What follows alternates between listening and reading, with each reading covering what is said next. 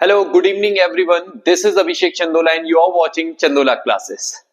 आज हम लोग इस पार्ट में बात करेंगे फाइनेंसिंग एक्टिविटी के इंट्रोडक्शन की। फाइनेंसिंग एक्टिविटी किस तरीके से बनता है उसके बारे में, और एक कंप्लीट न्यूमेरिकल लेंगे पूरे कैश फ्लो स्टेटमेंट का। अब सबसे पहले डिस्कशन करें इस चीज पे कि फाइनेंसिंग एक्टिविटी में आता क्या है। सबसे पहले पार्ट में हम लोगों ने डिस्कस किया था कि फाइनेंसिंग एक्टिविटी में क्या आता है, change in non current liabilities and capital. Capital में और नॉन करंट लायबिलिटीज में जो भी चेंजेस होंगे वो फाइनेंसिंग एक्टिविटी का पार्ट बनते हैं। अब क्या क्या चीजें उसमें आती हैं, डायरेक्टली परफॉर्मा में आते हैं और वहां पे उस चीज के बारे में डिस्कशन करते हैं। तो ये परफॉर्मा है हमारे पास फाइनेंसिंग एक्टिविटी का।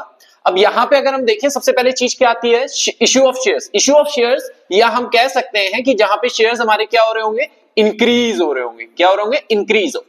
तो अगर शेयर्स इंक्रीज हो रहे हैं, ठीक है, शेयर्स इंक्रीज हो रहे हैं, या हम कह सकते हैं इश्यू ऑफ शेयर्स, शेयर्स बढ़ रहे हैं, तो वो हमारे लिए क्या होता है, वो हमारे लिए इनफ्लो होता है। क्या होते हैं, इनफ्लो।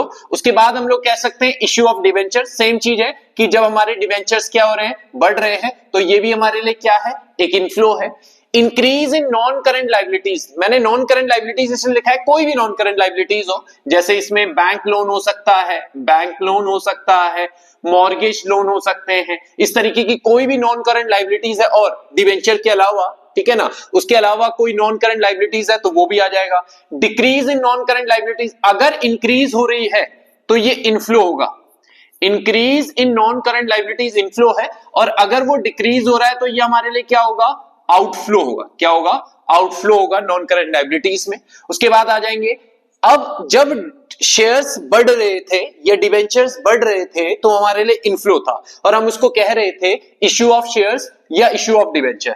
अगर शेयर्स और डिवेंचर्स घटेंगे, डिक्रीज हो रहे होंगे, तो डिक्रीज होने पे इनको बोलेंगे रिडम्पशन ऑफ शेयर्स और रिडम्पशन ऑफ डिवेंचर, जो कि हमारे लिए क्या होगा, आउटफ्लो होगा। क्या होगा, आउटफ्लो। रिडम्पशन आउटफ्लो है, यानी अगर आपके शेयर्स और डिवेंचर डिक्रीज हो रहे हैं, रिडम्पशन बोले या डिक्रीज बोले, दोनों एक ही चीज है। या हो सकता है आपको, आप ये भी लिख सकते हो रिपेमेंट, है ना, repayment of preference share, equity share, debenture. Shares मैंने मेंशन किया हुआ है, इसमें दोनों ही चीजें आ जाएंगी, इक्विटी भी और प्रेफरेंस भी। ओके, तो अब यहां पे बात करें इंटरेस्ट ऑन डिवेंचर। ये इंटरेस्ट ऑन डिवेंचर, डिवेंचर पे वो लगने वाला इंटरेस्ट, अब इसमें ये तो आया, आपकी कैपिटल भी आ गई, आपकी लायबिलिटीज भी आई। इसके अलावा कुछ ऐसी चीजें आती हैं जो आपने नॉन ऑपरेटिंग एक्सपेंसेस में डाली है। नॉन ऑपरेटिंग एक्सपेंसेस में जैसे कौन सी, फाइनेंसिंग एक्टिविटी के ऊपर लगने वाले, यानी नॉन करंट लायबिलिटीज के ऊपर लगने वाला इंटरेस्ट, जैसे इंटरेस्ट ऑन डिवेंचर या इंटरेस्ट ऑन लोन, ये आपके कहां आ जाएगा, ये नॉन ऑपरेटिंग एक्सपेंसेस में भी आया और वो यहां पे भी ऐड हो जाएगा। एक और चीज, इंटरिम डिविडेंड, जो आपके non current non operating expenses में, सॉरी, एक्स्ट्राऑर्डिनरी आइटम्स के तौर पे आपने उसको पहले ऐड किया और वो यहां पे भी आएगा। ध्यान रखना। एक और चीज है प्रपोज्ड डिविडेंड। प्रपोज्ड डिविडेंड, तो प्रपोज्ड डिविडेंड भी आपके एक्स्ट्राऑर्डिनरी आइटम्स में आया और वो यहां भी आएगा। वहां भी प्रीवियस ईयर ऐड होता है और यहां पे भी हम प्रीवियस ईयर को क्या करेंगे, माइनस करेंगे। ये सब आउटफ्लो है, ये सब क्या हो रहे होंगे, माइनस हो रहे होंगे। ध्यान रखना, माइनस, या यहां पे मैंने ब्रैकेट में आउटफ्लो शो किया है, एक ही बात हुई। इसके अलावा प्रोसीड्स फ्रॉम सिक्योरिटीज प्रीमियम, वो भी आपके पास यहाँ पे आता है, वो जब क्वेश्चन में आएंगे तो उसके बारे में थोड़ा सा डिस्कशन भी करेंगे। इसके अलावा कोई कमीशन वगैरह आप पे कर रहे हो, अंडर राइटर्स कमीशन वगैरह आप अगर पे कर रहे हो तो वो भी यहाँ पे आता है, ध्यान रखना, ठीक है ना। अंडर राइटर्स कमीशन, ओके, ये अंडर राइटर्स कमीशन जो है ये भी आपके पास फाइनेंसिंग एक्टिविटी का पार्ट बनता है। इसको भी आप यहां पे शो करते हो, ये भी हमारे लिए क्या है, आउटफ्लो है, ध्यान रखिएगा। ये सब करने के बाद जो भी नेट अमाउंट होगी, अगर वो आपके पास पॉजिटिव हुई, प्लस में हुई, तो आप लिखोगे कैश फ्लो फ्रॉम, सिंपल सी बात है। और अगर वो नेगेटिव हुई तो लिखोगे used in financing activity. Cash flow from, अगर फ्लो फ्रॉम कब, अगर इनफ्लो हुआ तो, यूज्ड इन कब, अगर आउटफ्लो हुआ तो ये कहां पे आ जाएगा, हमारे पास फाइनेंसिंग एक्टिविटी में आ जाएगा। यहां तक मुझे लगता है सबको परफॉर्मे में कोई दिक्कत नहीं होगी। परफॉर्मा हम सब लोगों को बहुत क्लियर हो गया होगा। काफी छोटा सा परफॉर्मा है, जैसे कि इन्वेस्टमेंट का भी काफी छोटा सा परफॉर्मा होता था। सबसे बड़ा परफॉर्मा हमारे पास ऑपरेटिंग का आता है। इसीलिए अब रिसेंट कुछ ईयर्स से सीबीएसई ने चेंजेस भी किए। सीबीएसई ने चेंज क्या किया, सीबीएसई ने रिसेंट कुछ टाइम से आपके ऑपरेटिंग एक्टिविटी से रिलेटेड, इंडिविजुअल एक्टिविटी से रिलेटेड क्वेश्चन देने स्टार्ट कर दिया। उससे पहले क्या होता था, उससे पहले आपके पास कंप्लीट क्वेश्चन आता था। ये मैंने जो इंपॉर्टेंट टॉपिक्स वाली जो वीडियो थी, है ना, उसमें भी बताया था। तो उससे पहले कंप्लीट आता था, बट अब क्या आता है, अब कंप्लीट क्वेश्चन ना देके वो इंडिविजुअल एक्टिविटी के ऊपर ज्यादा फोकस कर रहे हैं।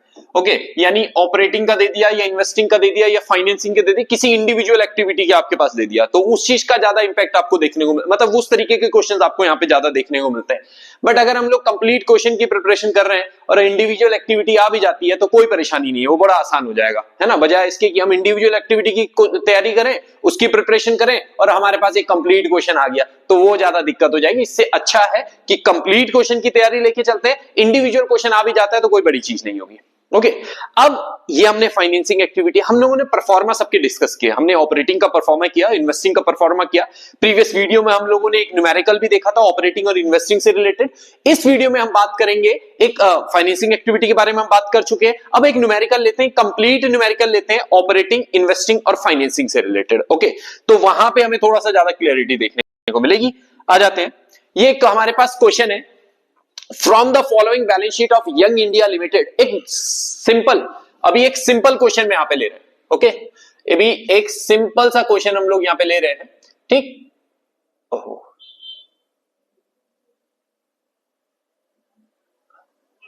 ओके, ये हमारे पास क्वेश्चन है कि from the following balance sheet of young India limited prepare a cash flow statement. अब आपको कैश फ्लो स्टेटमेंट को बनाना है, तो क्या क्या आएगा इसमें, देखिए क्या क्या दे रखा है, इक्विटी एंड लायबिलिटी दे रखी है, शेयर होल्डर फंड जिसमें हमारे पास शेयर कैपिटल दे रखा है, हम लोग जानते हैं ये कहां आता है, फाइनेंसिंग एक्टिविटी में आता है। Okay, reserve and surplus. अब वैसे तो कई बार क्या होता है, ये रिजर्व एंड सरप्लस में ना नोट नंबर दिया होता है, नीचे सरप्लस दिया होता है, बट ठीक है यहाँ पे डायरेक्टली आपके पास सरप्लस दिया हुआ है तो इसी पे आप एडजस्टमेंट को ले सकते हैं। नॉन करंट लायबिलिटीज में लॉन्ग टर्म बोरोविंग्स के अंदर दे रखा है 15% डिबेंचर, और ये 15% जो है ना ये बहुत इंपॉर्टेंट रोल प्ले करता है। कैसे, अभी उसके बारे में बात भी करेंगे। करंट लायबिलिटीज में ट्रेड पेबल है हमारे पास, अदर करंट लायबिलिटीज है। ओके, उसके बाद आ जाएंगे एसेट्स में। एसेट्स में क्या क्या है, नॉन करंट एसेट्स है, property plant equipment and intangible assets के अंदर आपके पास प्रॉपर्टी प्लांट एंड इक्विपमेंट में दे रखा है आपके पास। नॉन करंट इन्वेस्टमेंट दे रखे हैं, ये दोनों हमारे पास क्या है, फिक्स्ड एसेट बोल सकते हो आप इनको, या नॉन करंट एसेट्स भी बोल सकते हैं। उसके बाद करंट एसेट्स में आपके पास क्या दे रखा है, इन्वेंट्रीज दे रखा है, ट्रेड रिसीवेबल दे रखा है, कैश एंड कैश इक्विवेलेंट्स दे रखे हैं। चलिए ठीक है, नॉर्मल सा, इसीलिए क्योंकि अभी ये इसमें हम लोगों ने फाइनेंसिंग एक्टिविटी के बारे में बात किया, तो अभी विदाउट एनी एडजस्टमेंट हम लोग एक क्वेश्चन ले रहे हैं, सिंपल सा क्वेश्चन, सो दैट कि हमें डेप्थ मिले, हमें ये समझ पाए कि क्वेश्चन किस तरीके से सॉल्व होना है। अब इसको सॉल्व करें, हम लोगों को चाहिए कि हम लोगों को एक कंप्लीट क्वेश्चन करना है कैश फ्लो स्टेटमेंट का, कैश फ्लो स्टेटमेंट का। अब इस बहुत ध्यान से देखना है, इस पूरे क्वेश्चन में एक परफॉर्मा सबसे पहले हम ड्रॉ कर लेते हैं।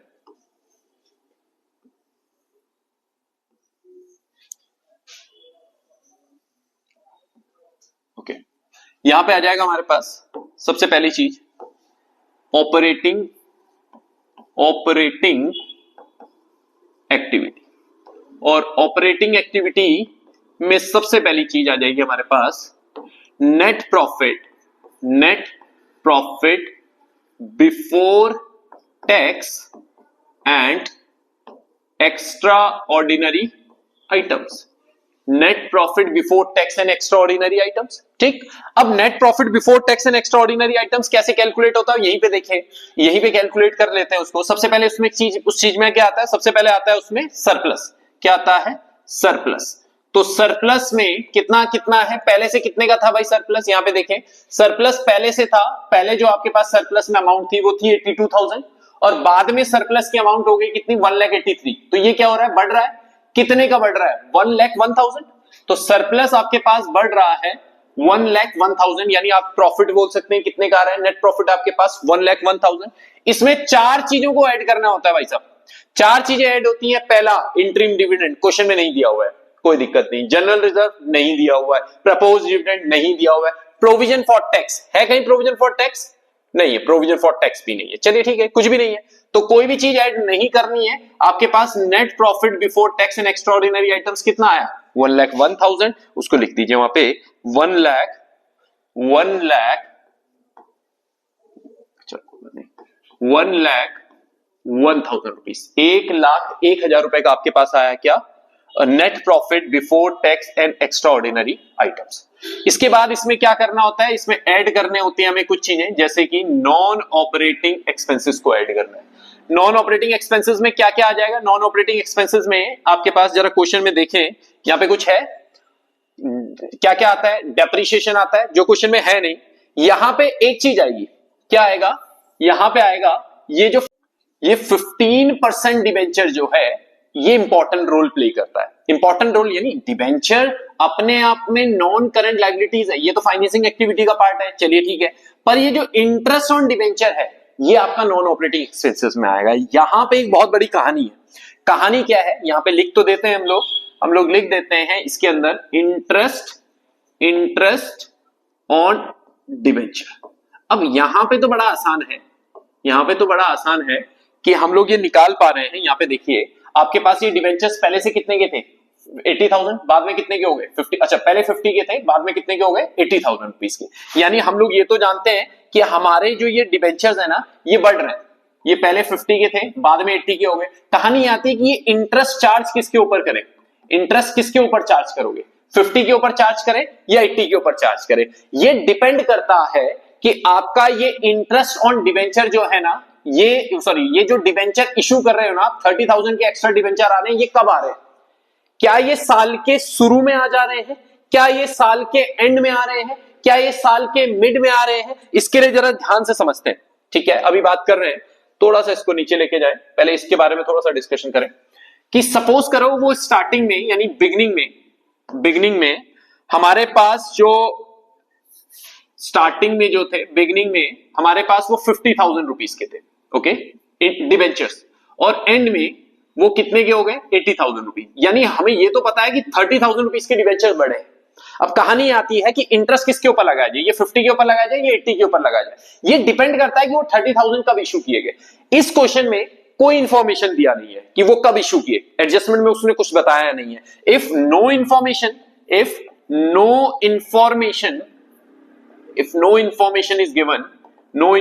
इज गिवन, तो उस केस में क्या करोगे? इंटरेस्ट हमेशा, इंटरेस्ट जो होगा वो interest charge on previous year debentures. समझ में आया? हम लोग ये मानते हैं कि ये जो 30,000 के डिबेंचर्स होंगे ना वो एंड में इशू हुआ होगा, हम एज्यूम करते हैं। तो उस केस में आपका जो इंटरेस्ट ऑन डिबेंचर है वो 50,000 के ऊपर लगेगा। 50,000 का 15%, 50,000 का 15%, दैट इज 7,500, 7,500 रुपए का इंटरेस्ट ऑन डिबेंचर लगेगा। अगर ये दिया होता कि ये जो डिबेंचर्स हैं वो स्टार्टिंग में, बिगिनिंग में, अगर if additional debenture issued at the beginning, अगर जो ये एडिशनल डिबेंचर हैं ये शुरुआत में इशू हो रहे हैं, तब उस केस में इंटरेस्ट जो लगेगा, इंटरेस्ट जो चार्ज होगा, interest charge at the end, interest जो होगा एंड वाली अमाउंट के ऊपर, यानी 80,000 के ऊपर चार्ज होता। बहरहाल अभी के पॉइंट ऑफ व्यू से हम ये बात करें कि कोई इंफॉर्मेशन दिया नहीं है, तो इंटरेस्ट हमेशा तब किस पे ऊपर चार्ज होता है? इंटरेस्ट हमेशा फिर चार्ज करेंगे किसके ऊपर? आपका बिगिनिंग के ऊपर। बिगिनिंग में जितने डिबेंचर्स आपके पास है उसके ऊपर चार्ज होगा। यहां तक कोई दिक्कत है तो बताएं, ओके? अब इसमें थोड़ा सा हम लोग बात करें, इसमें थोड़ा बात करें, इंटरेस्ट ऑन डिबेंचर हमने अभी निकाला, कितने का आ रहा है? 7,500 रुपीस का इंटरेस्ट ऑन डिबेंचर्स है। इसके अलावा तो कुछ है नहीं, देखिए यहाँ पे, इसके अलावा तो कोई भी नॉन ऑपरेटिंग एक्सपेंसेस में आने लायक कोई चीज दिख नहीं रही है। दिख रही है क्या? कुछ नहीं है, और अदरवाइज तो एज सच कुछ नहीं है। नॉन ऑपरेटिंग इनकम लायक भी कुछ नहीं है, तो हम लोग वहां पे नॉन ऑपरेटिंग इनकम को भी रहने देते हैं। नॉन ऑपरेटिंग इनकम भी नहीं है, तो फिर क्या करोगे? इसके बाद क्या करना है? इसके बाद आपने प्लस करना है वर्किंग कैपिटल में। यानी वर्किंग कैपिटल में कैसे प्लस करते हैं? डिक्रीज इन करंट एसेट या फिर इंक्रीज इन करंट लायबिलिटीज, इनको ऐड करते हो और माइनस करते हो इंक्रीज इन करंट एसेट या फिर डिक्रीज इन करंट लायबिलिटीज। इसको क्या करोगे? माइनस करोगे। अब जरा यहां पे देख लेते हैं कि क्या हो रहा है। करंट एसेट और करंट लायबिलिटीज बढ़ रहे हैं, घट रहे हैं? यहां पे करंट लायबिलिटीज पे आए, सबसे पहले ट्रेड पेबल, पहले कितने के थे? 110 के, बाद में कितने के हुए? 150। यानी आपके ट्रेड पेबल जो हो रहे हैं वो बढ़ रहे हैं, इंक्रीज हो रहे हैं, तो इंक्रीज इन करंट लायबिलिटीज ऊपर आ जाएगा। तो इंक्रीज इन करंट लायबिलिटीज के अंदर लिख दीजिए ट्रेड पेबल जो हमारे पास ये है बढ़ रहा है, कितने का बढ़ रहा था वो जरा देख लेते हैं। ये हमारे पास ट्रेड पेबल बढ़ा 110 से 150, 40,000 रुपए का बढ़ा। कितने का बढ़ा? 40,000 रुपीज। 40,000 इनफ्लो है तो कोई दिक्कत नहीं, बिना ब्रैकेट के शो करोगे। और क्या है दूसरा आपके पास? अदर करंट लायबिलिटीज है, जो पहले 20,000 का था, फिर कितने का हो गया? 12,000 रुपए का। इसका मतलब है अदर करंट लायबिलिटीज क्या हो रहे हैं हमारे पास? कम हो रहे हैं। अदर करंट लायबिलिटीज कम हो रहे हैं। डिक्रीज इन करंट लायबिलिटीज के अंदर लिखेंगे अदर करंट लायबिलिटीज। कितने के कम हो रहे थे ये? 12,000 आई थिंक 12 के हो रहे थे। कितने के हो रहे थे? 20 से 12 सॉरी 8,000 रुपए के। 12 के नहीं, कितने के हो रहे हैं? 8,000, 8,000 रुपए के कम हो रहे हैं। ये आउटफ्लो है तो उसमें लिखें। उसके बाद आगे आ जाए एसेट्स में, करंट एसेट्स के अंदर। करंट एसेट्स में आप देखोगे इन्वेंट्रीज है, जो पहले 1,50,000 का था, फिर कितने का हो रहा है? 2,06,000। इन्वेंट्रीज बढ़ रहे हैं। इंक्रीज इन करंट एसेट यहां पे आ जाता है, इन्वेंट्रीज लिख दीजिए। इन्वेंट्रीज 56,000 रुपीज के, पहले 1.5 लाख का था वो बाद में 2,06,000 रुपए का हुआ।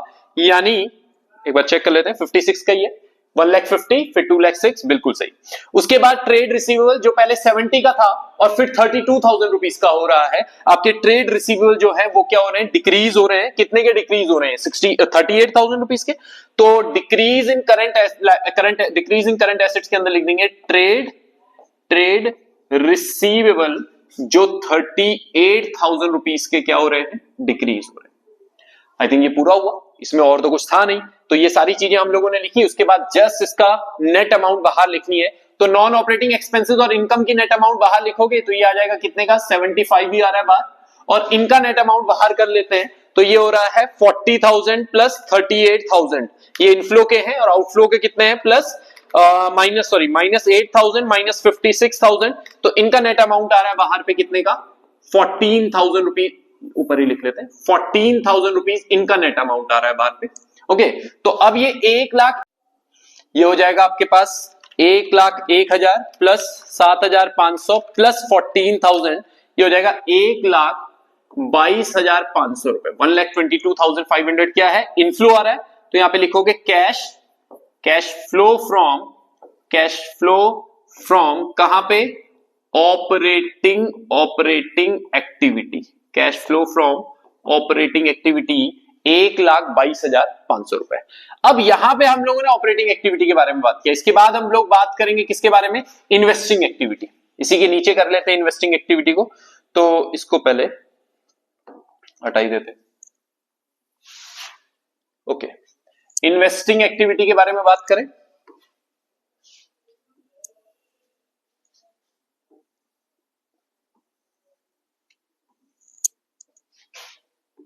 यहां पे लिखे इन्वेस्टिंग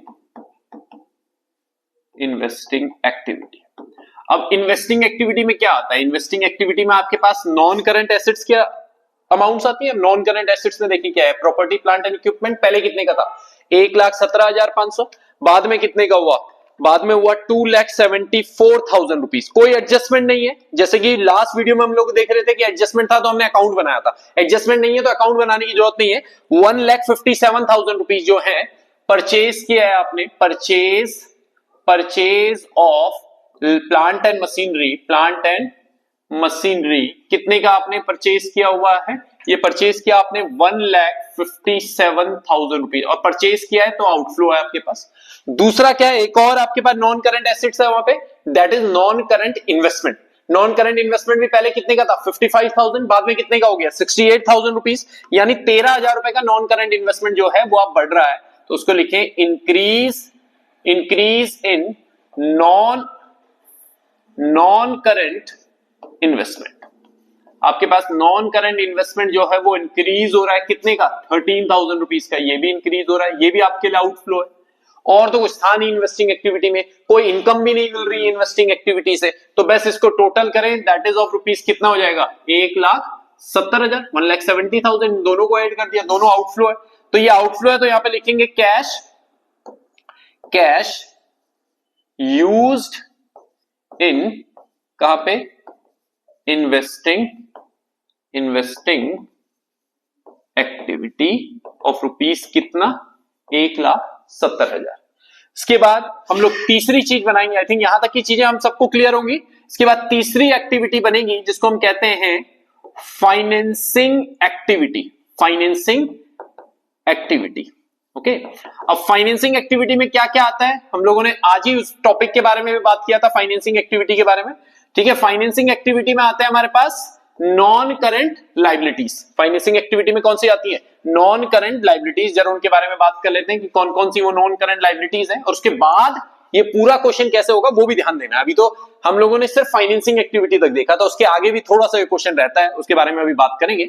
फाइनेंसिंग एक्टिविटी में मैंने आपको कहा था पहले तो कैपिटल आ जाएगा, नॉन करंट लायबिलिटीज और कैपिटल।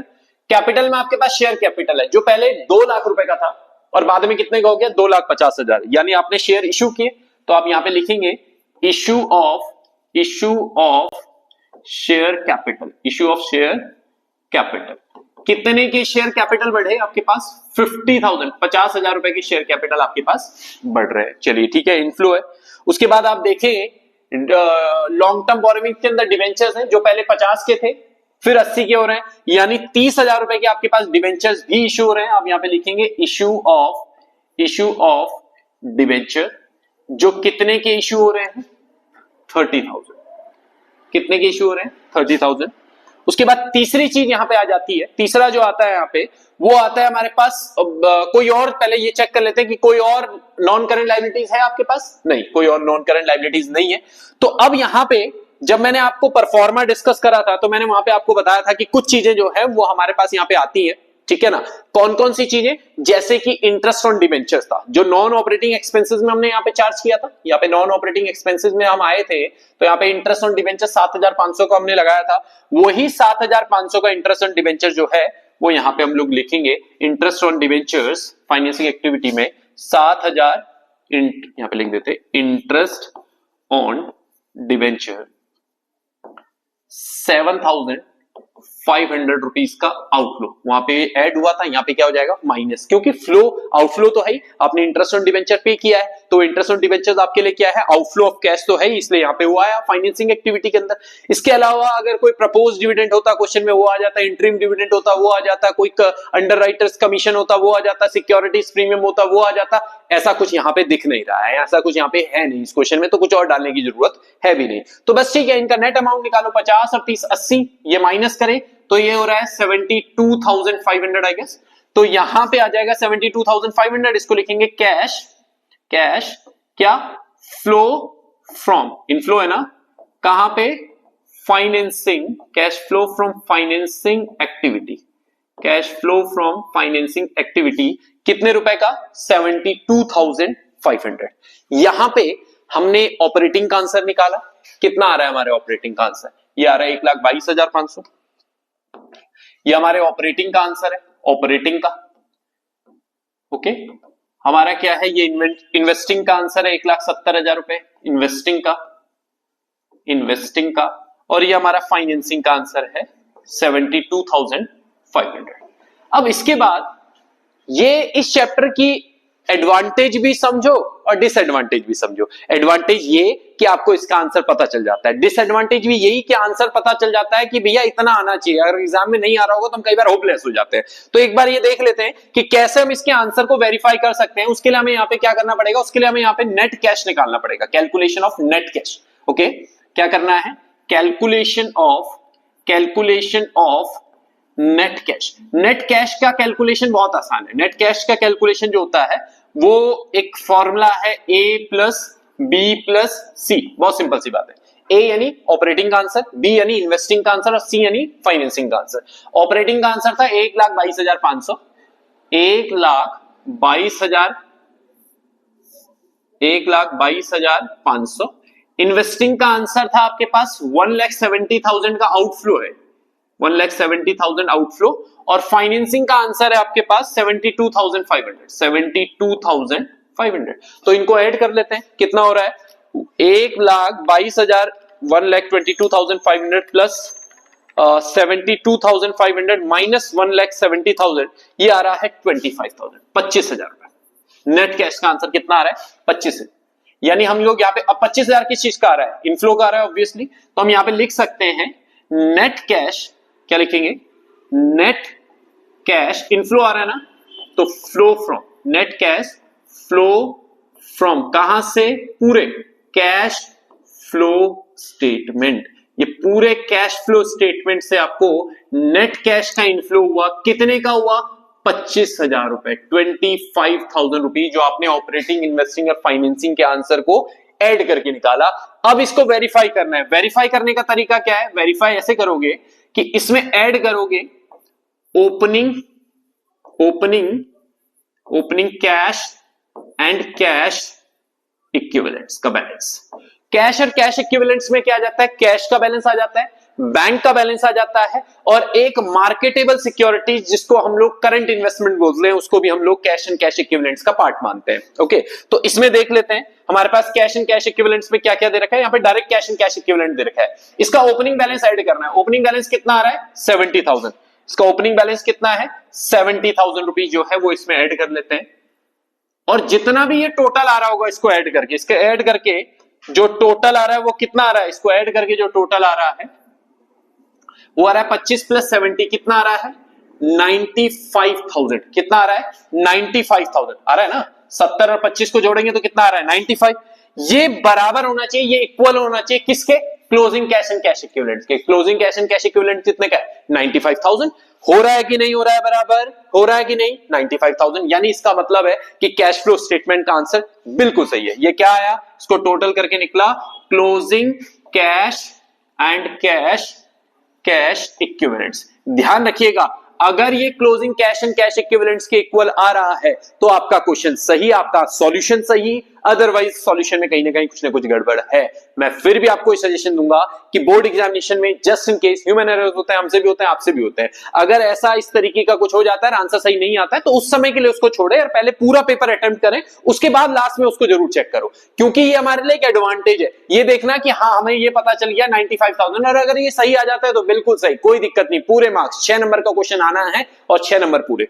हालांकि आज हम लोगों ने एक basic cash and cash flow statement का क्वेश्चन किया, ये देखने के लिए कि हमारी अंडरस्टैंडिंग कितनी बन पाई ऑपरेटिंग में, इन्वेस्टिंग में, फाइनेंसिंग में, और खासतौर में जो लास्ट की कैलकुलेशन की हमने नेट कैश की अमाउंट निकालने में। नेक्स्ट वीडियो में हम लोग पूरा कंप्लीट क्वेश्चन देखेंगे और कुछ एडजस्टमेंट्स के साथ। एक एडजस्टमेंट पिछली वीडियो में डिस्कस हुई है, जो एडजस्टमेंट थी provision for tax, last video में डिस्कस हुई थी ना, तो पिछले वीडियो में हमने इसको डिस्कस किया था। अगली वीडियो में दूसरा बहुत इंपॉर्टेंट एडजस्टमेंट, एक्यूमुलेटेड डेप्रिसिएशन। मैंने अपनी इंपॉर्टेंट टॉपिक्स वाली वीडियो में भी कहा था कि ये दो टॉपिक कैश फ्लो स्टेटमेंट के पॉइंट ऑफ व्यू से बहुत इंपॉर्टेंट है। एक प्रोविजन फॉर टैक्स, जिसमें नीचे एडजस्टमेंट में भी आता है, ऊपर तो आता ही है, एडजस्टमेंट में भी आता है, वो बहुत इंपॉर्टेंट है। और दूसरा एक्यूमुलेटेड डेप्रिसिएशन, जो कि आपके लिए बोर्ड एग्जामिनेशन के पॉइंट ऑफ व्यू से दोनों टॉपिक बहुत ज्यादा इंपॉर्टेंट है। ओके, तो अपनी नेक्स्ट वीडियो में हम लोग इस एक्यूमुलेटेड डेप्रिसिएशन वाले क्वेश्चंस को भी करेंगे और उसके साथ हम इस चैप्टर को भी खत्म करेंगे, है ना। तो मिलते हैं अपनी नेक्स्ट वीडियो में। Till then, good bye.